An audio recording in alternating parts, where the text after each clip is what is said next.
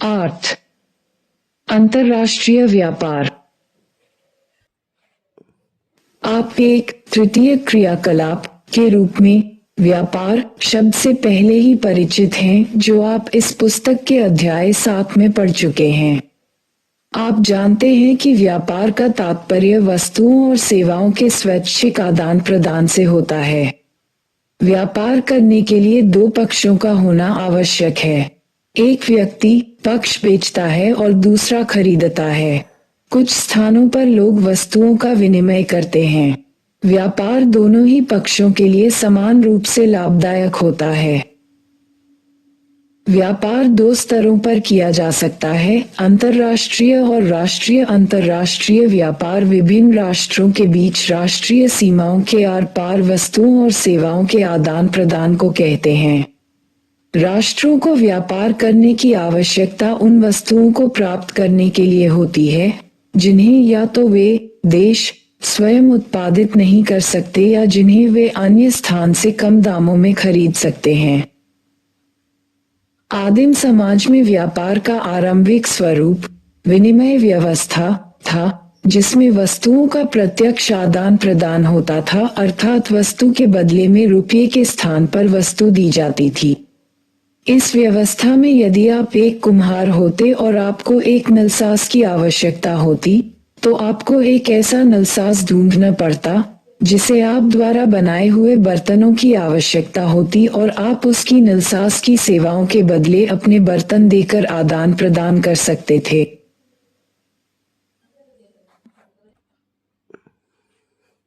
हर जनवरी में फसल कटाई की ऋतु के बाद गुवाहाटी से 35 किलोमीटर दूर जागीर रोड में जॉन बोल मेला लगता है और संभवतः ये भारत का एकमात्र मेला है जहां विनिमय व्यवस्था आज भी जीवित है। इस मेले के दौरान एक बड़े बाजार की व्यवस्था की जाती है और विभिन्न जनजातियों तथा समुदायों के लोग अपनी वस्तुओं का आदान प्रदान करते हैं। रुपये अथवा मुद्रा के आगमन के साथ ही विनिमय व्यवस्था की कठिनाइयों को दूर कर लिया गया। पुराने समय में कागजी व धात्विक मुद्रा के आगमन से पहले उच्च नेजमान मूल्य वाली दुर्लभ वस्तुओं को मुद्रा के रूप में प्रयुक्त किया जाता था, जैसे चकमक पत्थर, ऑब्सीडियन, आग्नेय कांच, काउरी शेल, चीते के पंजे, हवेल के दांत, कुत्ते के दांत, खालें, बाल, फर, मवेशी, चावल, पेपरकॉर्न, नमक, छोटे यंत्र, तांबा, चांदी और स्वर्ण। क्या आप जानते हैं कि सैलरी शब्द लैटिन शब्द सैलेरियम सलारियम से बना है, जिसका अर्थ है नमक के द्वारा भुगतान। क्योंकि उस समय समुद्र के जल से नमक बनाना ज्ञात नहीं था और इसे केवल खनिज नमक से बनाया जा सकता था, जो उस समय प्रायः दुर्लभ और खर्चीला था। यही वजह है कि यह भुगतान का एक माध्यम बना। अंतर्राष्ट्रीय व्यापार का इतिहास। प्राचीन समय में लंबी दूरियों तक वस्तुओं का परिवहन जोखिमपूर्ण होता था, इसलिए व्यापार स्थानीय बाजारों तक ही सीमित था। लोग तब अपने संसाधनों का अधिकांश भाग मूलभूत आवश्यकताओं भोजन और वस्त्र पर खर्च करते थे। केवल धनी लोग ही आभूषण व महंगे परिधान खरीदते थे और परिणामस्वरूप विलास की वस्तुओं का व्यापार आरंभ हुआ। रेशम मार्ग लंबी दूरी के व्यापार का एक आरंभिक उदाहरण है, जो 6000 किलोमीटर लंबे मार्ग के सहारे रोम को चीन से जोड़ता था। व्यापारी भारत, पर्शिया, ईरान और मध्य एशिया के मध्यवर्ती स्थानों से चीन में बने रेशम, रोम की ऊन व बहुमूल्य धातुओं तथा अन्य अनेक महंगी वस्तुओं का परिवहन करते थे। रोमन साम्राज्य के विखंडन के पश्चात 12वीं और 13वीं शताब्दी के दौरान यूरोपीय वाणिज्य में वृद्धि हुई। समुद्रगामी युद्धपोतों के विकास के साथ ही यूरोप तथा एशिया के बीच व्यापार बढ़ा तथा अमेरिका की खोज हुई। 15वीं शताब्दी से ही यूरोपीय उपनिवेशवाद शुरू हुआ और विदेशी वस्तुओं के साथ ही व्यापार के एक नए स्वरूप का उदय हुआ, जिसे दास व्यापार कहा गया।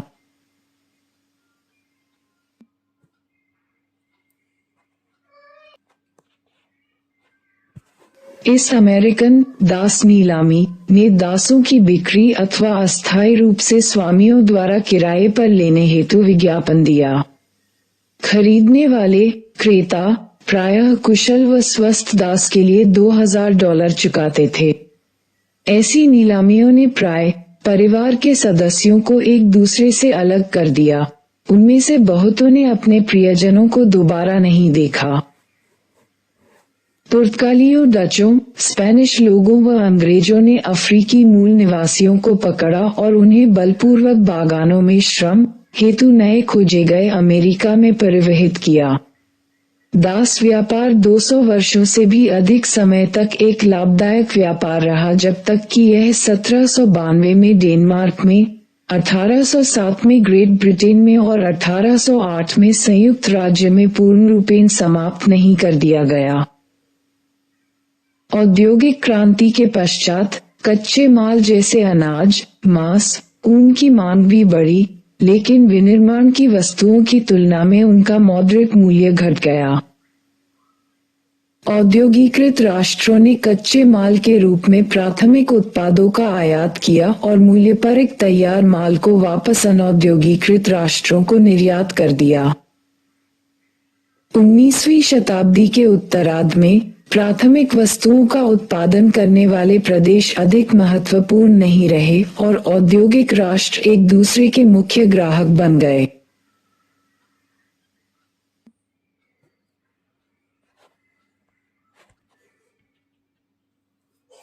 प्रथम व द्वितीय विश्व युद्ध के दौरान पहली बार राष्ट्रों ने व्यापार कर और संख्यात्मक प्रतिबंध लगाए। विश्व युद्ध के बाद के समय के दौरान व्यापार व शुल्क हेतु सामान्य समझौता गैट जैसे संस्थाओं ने, जो कि बाद में विश्व व्यापार संगठन WTO बना, शुल्क को घटाने में सहायता की। अंतर्राष्ट्रीय व्यापार अस्तित्व में क्यों है? अंतर्राष्ट्रीय व्यापार उत्पादन में विशिष्टीकरण का परिणाम है। यह विश्व की अर्थव्यवस्था को लाभान्वित करता है। यदि विभिन्न राष्ट्र वस्तुओं के उत्पादन या सेवाओं की उपलब्धता में श्रम विभाजन तथा विशेषीकरण को प्रयोग में लाएं, हर प्रकार का विशिष्टीकरण व्यापार को जन्म दे सकता है। इस प्रकार अंतर्राष्ट्रीय व्यापार वस्तुओं और सेवाओं के तुलनात्मक लाभ, परिपूरकता व हस्तांतरणीयता के सिद्धांतों पर आधारित होता है और सिद्धांततः यह व्यापारिक भागीदारों को समान रूप से लाभदायक होना चाहिए। आधुनिक समय में व्यापार विश्व के आर्थिक संगठन का आधार है और यह राष्ट्रों की विदेश नीति से संबंधित है। सुविकसित परिवहन तथा संचार प्रणाली से युक्त कोई भी देश अंतर्राष्ट्रीय व्यापार में भागीदारी से मिलने वाले लाभों को छोड़ने का इच्छुक नहीं है। अंतर्राष्ट्रीय व्यापार के आधार: आय, राष्ट्रीय संसाधनों में भिन्नता, भौतिक संरचना जैसे कि भूविज्ञान, उच्चावच मृदा व जलवायु में भिन्नता के कारण विश्व के राष्ट्रीय संसाधन असमान रूप से विपरीत हैं। क, भौगोलिक संरचना खनिज संसाधन आधार को निर्धारित करती है और धरातलीय विभिन्नताएं फसलों व पशुओं की विविधता सुनिश्चित करती हैं। निम्न भूमियों में कृषि संभाव्यता अधिक होती है। पर्वत पर्यटकों को आकर्षित करते हैं और पर्यटन को बढ़ावा देते हैं। ख, खनिज संसाधन संपूर्ण विश्व में असमान रूप से वितरित हैं। खनिज संसाधनों की उपलब्धता औद्योगिक विकास का आधार प्रदान करती है। ग, जलवायु किसी दिए हुए क्षेत्र में जीवित रह जाने वाले पादप व वन्य जात के प्रकार को प्रभावित करती है। यह विभिन्न उत्पादों की विविधता को भी सुनिश्चित करती है। उदाहरणतः ऊन उत्पादन ठंडे क्षेत्रों में ही हो सकता है। केला, रबर तथा कहवा उष्णकटिबंधीय क्षेत्रों में ही उग सकते हैं। ई, जनसंख्या कारक, विभिन्न देशों में जनसंख्या के आकार, वितरण तथा उसकी विविधता व्यापार की गई वस्तुओं के प्रकार और मात्रा को प्रभावित करते हैं। सांस्कृतिक कारक, विशिष्ट संस्कृतियों में कला तथा हस्तशिल्प के विभिन्न रूप विकसित हुए हैं जिन्हें विश्व भर में सराहा जाता है। उदाहरण स्वरूप चीन द्वारा उत्पादित उत्तम कोटि का पोर्सिलेन, चीनी मिट्टी का बर्तन तथा ब्रोकेड, किमखाब जरीदार या बूटीदार कपड़ा। ईरान के कालीन प्रसिद्ध हैं, जबकि उत्तरी अफ्रीका का चमड़े का काम और इंडोनेशियाई बटिक, छींट वाला वस्त्र बहुमूल्य हस्तशिल्प हैं। जनसंख्या का आकार, सघन बसाव वाले देशों में आंतरिक व्यापार अधिक है जबकि बाह्य व्यापार कम परिमाण वाला होता है, क्योंकि कृषि और औद्योगिक उत्पादों का अधिकांश भाग स्थानीय बाजारों में ही खप जाता है। जनसंख्या का जीवन स्तर बेहतर गुणवत्ता वाले आयातित उत्पादों की मांग को निर्धारित करता है, क्योंकि निम्न जीवन स्तर के साथ केवल कुछ लोग ही महंगी आयातित वस्तुएं खरीद पाने में समर्थ होते हैं। आर्थिक विकास की प्रावस्था, देशों के आर्थिक विकास की विभिन्न अवस्थाओं में व्यापार की गई वस्तुओं का स्वभाव, प्रकार परिवर्तित हो जाता है। कृषि की दृष्टि से महत्वपूर्ण देशों में विनिर्माण की वस्तुओं के लिए कृषि उत्पादों का विनिमय किया जाता है, जबकि औद्योगिक राष्ट्र मशीनरी और निर्मित उत्पादों का निर्यात करते हैं तथा खाद्यान्न तथा अन्य कच्चे पदार्थों का आयात करते हैं। विदेशी निवेश की सीमा, विदेशी निवेश विकासशील देशों में व्यापार को बढ़ावा दे सकता है जिनके पास खनन प्रबंधन द्वारा तेल खनन, भारी अभियांत्रिकी, काठ कबाड़ तथा बागवानी कृषि के विकास के लिए आवश्यक पूंजी का अभाव है। विकासशील देशों में ऐसे पूंजी प्रधान उद्योगों के विकास द्वारा औद्योगिक राष्ट्र खाद्य पदार्थों, खनिजों का आयात सुनिश्चित करते हैं तथा अपने निर्मित उत्पादों के लिए बाजार निर्मित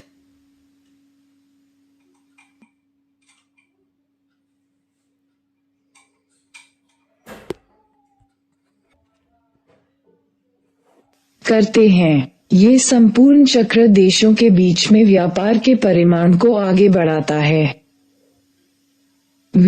परिवहन, पुराने समय में परिवहन के पर्याप्त और समुचित साधनों का अभाव स्थानीय क्षेत्रों में व्यापार को प्रतिबंधित करता था।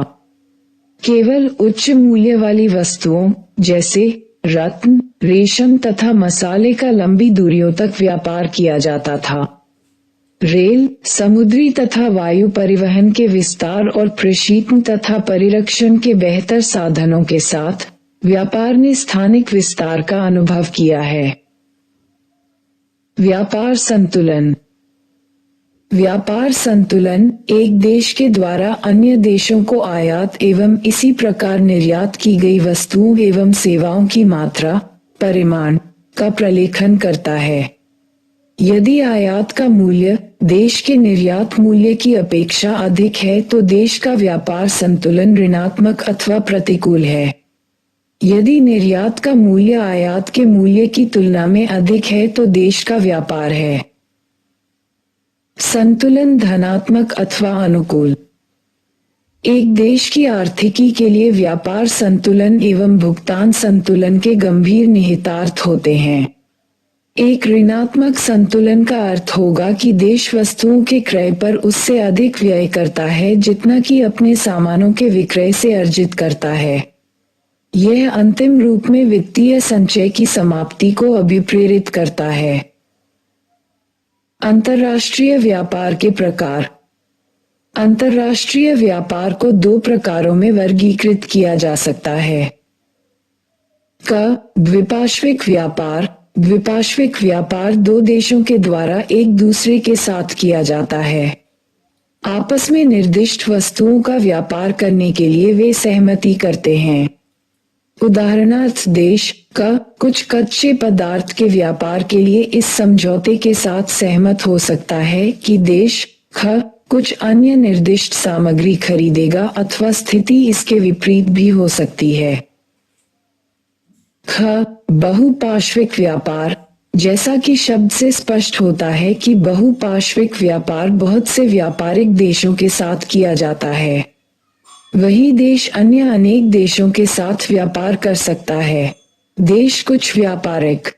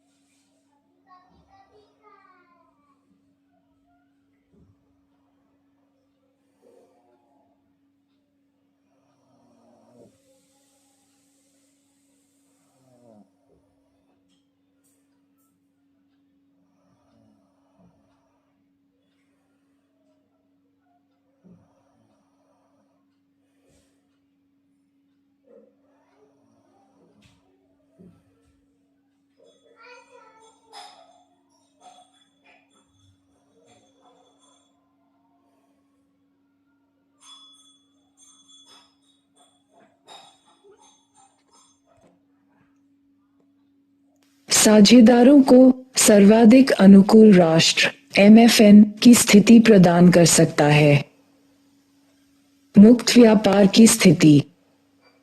व्यापार हेतु अर्थव्यवस्थाओं को खोलने का कार्य मुक्त व्यापार अथवा व्यापार उदारीकरण के रूप में जाना जाता है। ये कार्य व्यापारिक अवरोधों जैसे सीमा शुल्क को घटाकर किया जाता है। घरेलू उत्पादों एवं सेवाओं से प्रतिस्पर्धा करने के लिए व्यापार उदारीकरण सभी स्थानों से वस्तुओं और सेवाओं के लिए अनुमति प्रदान करता है।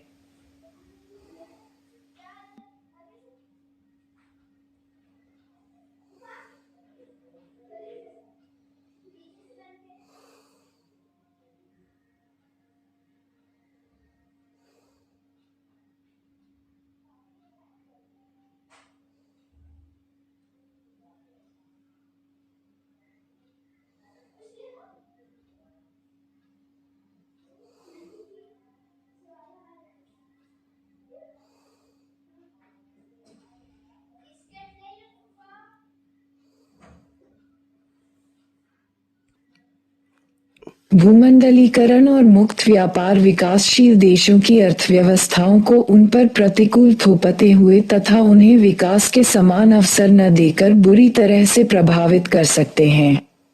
परिवहन एवं संचार तंत्र के विकास के साथ ही वस्तुएं एवं सेवाएं पहले की अपेक्षा तीव्र गति से एवं दूरस्थ क्षेत्रों तक पहुंच सकती है, किंतु व्यापार मुक्त व्यापार को केवल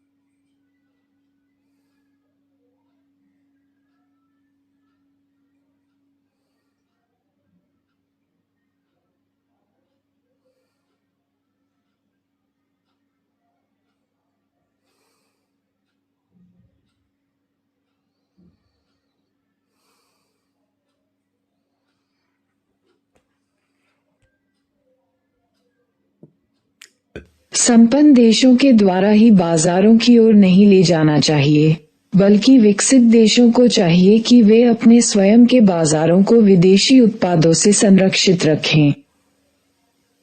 देशों को भी डंप की गई वस्तुओं से सतर्क रहने की आवश्यकता है, क्योंकि मुक्त व्यापार के साथ इस प्रकार की सस्ते मूल्य की डंप की गई वस्तुएं घरेलू उत्पादकों को नुकसान पहुंचा सकती है। विश्व व्यापार संगठन 1948 में विश्व को उच्च सीमा शुल्क और विभिन्न प्रकार की अन्य बाधाओं से मुक्त कराने हेतु कुछ देशों के द्वारा general agreement on trade and tariff (गैट) का गठन किया गया। 1994 में सदस्य देशों के द्वारा राष्ट्रों के बीच मुक्त एवं निष्पक्ष व्यापार को बड़ा प्रोन्नत करने के लिए एक स्थायी संस्था के निर्माण का निश्चय किया गया था तथा जनवरी 1995 से गैट को विश्व व्यापार संगठन (WTO) में रूपांतरित कर दिया गया। विश्व व्यापार संगठन एकमात्र ऐसा अंतर्राष्ट्रीय संगठन है जो राष्ट्रों के मध्य वैश्विक नियमों का व्यवहार करता है।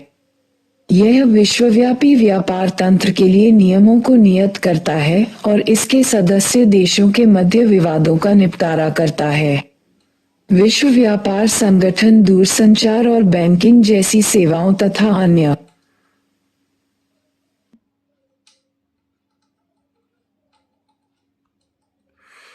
विषयों जैसे बौद्धिक संपदा अधिकार के व्यापार को भी अपने कार्यों में सम्मिलित करता है। उन लोगों के द्वारा विश्व व्यापार संगठन की आलोचना एवं विरोध किया गया है जो मुक्त व्यापार और अर्थव्यवस्था के भूमंडलीकरण के प्रभावों से परेशान हैं। इस पर तर्क किया गया है कि मुक्त व्यापार आम लोगों के जीवन को अधिक संपन्न नहीं बनाता। धनी देशों को और अधिक धनी बनाकर यह वास्तव में गरीब और अमीर के बीच की खाई को बढ़ा रहा है। ऐसा इसलिए है क्योंकि विश्व व्यापार संगठन में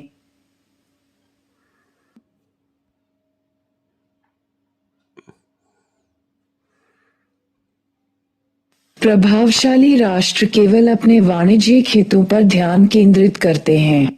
इसके अतिरिक्त अनेक विकसित देशों ने अपने बाजारों को विकसित देशों के उत्पादों के लिए पूरी तरह से नहीं खोला है। ये भी तर्क दिया जाता है कि स्वास्थ्य, श्रमिकों के अधिकार, बाल श्रम और पर्यावरण जैसे मुद्दों की उपेक्षा की गई है।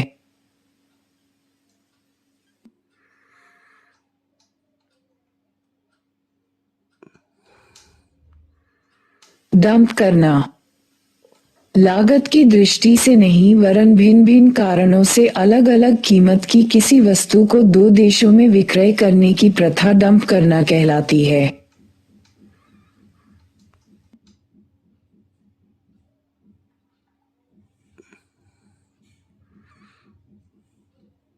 अंतर्राष्ट्रीय व्यापार से संबंधित मामले। अंतर्राष्ट्रीय व्यापार का होना राष्ट्रों के लिए पारस्परिक लाभदायक होता है यदि यह प्रादेशिक विशिष्टीकरण, उत्पादन के उच्च स्तर, उच्च रहन सहन के स्तर, वस्तुओं एवं सेवाओं की विश्वव्यापी उपलब्धता, कीमतों और वेतन का समानीकरण, ज्ञान एवं संस्कृति के प्रस्फुरन को प्रेरित करता है। अंतर्राष्ट्रीय व्यापार देशों के लिए हानिकारक हो सकता है यदि यह अन्य देशों पर निर्भरता, विकास के असमान स्तर, शोषण और युद्ध का कारण बनने वाली प्रतिद्वंद्विता की ओर उन्मुख है। विश्वव्यापी व्यापार जीवन के अनेक पक्षों को प्रभावित करते हैं।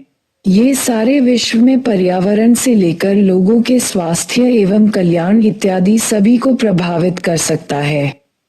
जैसे जैसे देश अधिक व्यापार के लिए प्रतिस्पर्धी बनते जा रहे हैं, उत्पादन और प्राकृतिक संसाधनों का उपयोग बढ़ता जा रहा है और संसाधनों के नष्ट होने की दर उनके पुनर्भरण की दर से तीव्र होती है।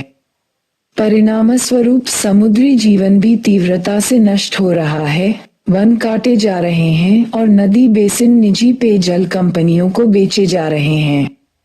तेल गैस खनन, औषधि विज्ञान और कृषि व्यवसाय में संलग्न बहुराष्ट्रीय निगम और अधिक प्रदूषण उत्पन्न करते हुए हर कीमत पर अपने कार्यों को बढ़ाए रखती है। उनके कार्य करने की पद्धति सतत पोषणीय विकास के मानकों का अनुसरण नहीं करती। यदि संगठन केवल लाभ बनाने की ओर उन्मुख रहते हैं और पर्यावरणीय तथा स्वास्थ्य संबंधी विषयों पर ध्यान नहीं देते तो ये भविष्य के लिए इसके गहरे निहितार्थ हो सकते हैं।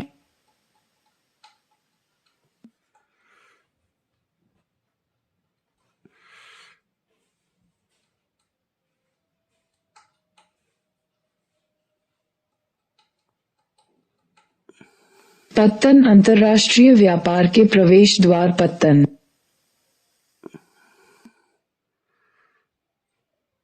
अंतर्राष्ट्रीय व्यापार की दुनिया के मुख्य प्रवेश द्वार पोताश्र तथा पत्तन होते हैं। इन्हीं पत्तनों के द्वारा जहाजी माल तथा यात्री विश्व के एक भाग से दूसरे भाग को जाते हैं। पत्तन जहाज के लिए गोदी, लादने, उतारने तथा भंडारण हेतु सुविधाएं प्रदान करते हैं। इन सुविधाओं को प्रदान करने के उद्देश्य से पत्तन के प्राधिकारी नौगम्य द्वारों का रखरखाव, रिस्सों व बजरों, छोटी अतिरिक्त नौकाएं की व्यवस्था करने और श्रम एवं प्रबंधकीय सेवाओं को उपलब्ध कराने की व्यवस्था करते हैं। एक पत्तन के महत्व को नौभार के आकार और निपटान किए गए जहाजों की संख्या द्वारा निश्चित किया जाता है। एक पत्तन द्वारा निपटाया नौभार उसके पृष्ठ प्रदेश के विकास के स्तर का सूचक है।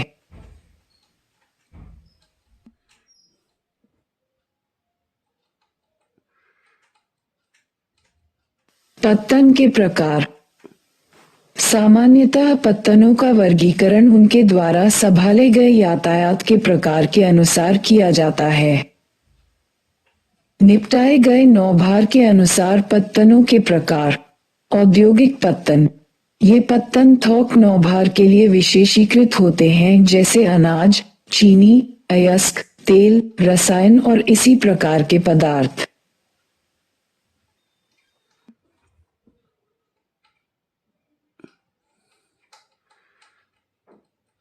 वाणिज्यिक पत्तन। ये पत्तन सामान्य नौभार संवेष्टित उत्पादों तथा विनिर्मित वस्तुओं का निपटान करते हैं।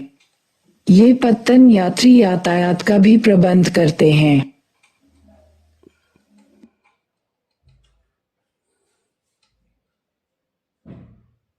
विस्तृत पत्तन। ये पत्तन बड़े परिमाण में सामान्य नौभार का थोक में प्रबंध करते हैं। संसार के अधिकांश महान पत्तन विस्तृत पत्तनों के रूप में वर्गीकृत किए गए हैं। अवस्थिति के आधार पर पत्तनों के प्रकार। अंतर्देशीय पत्तन। ये पत्तन समुद्री तट से दूर अवस्थित होते हैं। ये समुद्र से एक नदी अथवा नहर द्वारा जुड़े होते हैं। ऐसे पत्तन चौरस तल वाले जहाज या बजरे द्वारा ही गम्य होते हैं। उदाहरण स्वरूप मैनचेस्टर एक नहर से जुड़ा है, मेम्फिस मिसिसिपी नदी पर अब स्थित है। राइन के अनेक पत्तन हैं जैसे मैनहीम तथा ड्यूसेबर्ग, और कोलकाता हुगली नदी, जो गंगा नदी की एक शाखा है, पर स्थित है।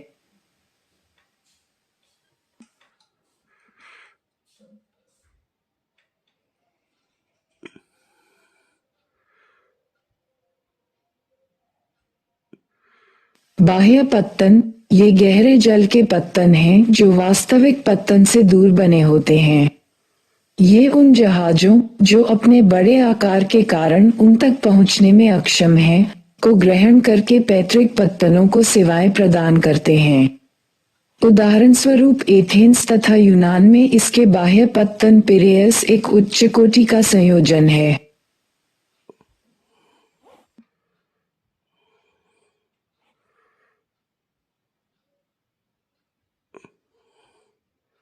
विशिष्टीकृत कार्यकलापों के आधार पर पत्तनों के प्रकार। तेल पत्तन, ये पत्तन तेल के प्रक्रमण और नौ परिवहन का कार्य करते हैं। इनमें से कुछ टैंकर पत्तन हैं तथा कुछ तेल शोधन पत्तन हैं। वेनेजुएला में माराकाइबो, ट्यूनिशिया में एस्किरा, लेबनान में त्रिपोली टैंकर पत्तन है। पर्शिया की खाड़ी पर अबादान एक तेल शोधन पत्तन है। मार्ग पत्तन, विश्राम पत्तन, ये ऐसे पत्तन हैं जो मूल रूप से मुख्य समुद्री मार्गों पर विश्राम केंद्र के रूप में विकसित हुए, जहां पर जहाज पुनः ईंधन भरने, जल भरने तथा खाद्य सामग्री लेने के लिए लंगर डाला करते थे। बाद में वे वाणिज्यिक पत्तनों में विकसित हो गए। अदन, होनोलुलु तथा सिंगापुर इसके अच्छे उदाहरण हैं। पैकेज स्टेशन, इन्हें फेरी पत्तन के नाम से भी जाना जाता है।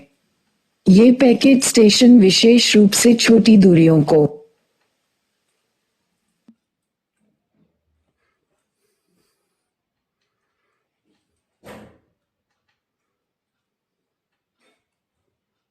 तय करते हुए जलीय क्षेत्रों के आर पार डाक तथा यात्रियों के परिवहन, आवागमन से जुड़े होते हैं। ये स्टेशन जोड़ों में इस प्रकार अवस्थित होते हैं कि वे जलीय क्षेत्र के आर पार एक दूसरे के सामने होते हैं। उदाहरण स्वरूप, इंग्लिश चैनल के आर पार इंग्लैंड में डोवर तथा फ्रांस में कैलाइस। आंत्रपने पत्तन, ये वे एकत्रण केंद्र हैं जहां विभिन्न देशों से निर्यात हेतु वस्तुएं लाई जाती हैं। सिंगापुर एशिया के लिए एक आंत्रपो पत्तन है, रोटरडम यूरोप के लिए और कोपेनहेगन बाल्टिक क्षेत्र के लिए आंत्रपो पत्तन है। नौसेना पत्तन, ये केवल सामाजिक महत्व के पत्तन हैं। ये पत्तन युद्धक जहाजों को सेवाएं देते हैं तथा उनके लिए मरम्मत कार्यशालाएं चलाते हैं। कोची तथा कारवार भारत में ऐसे पत्तनों के उदाहरण हैं।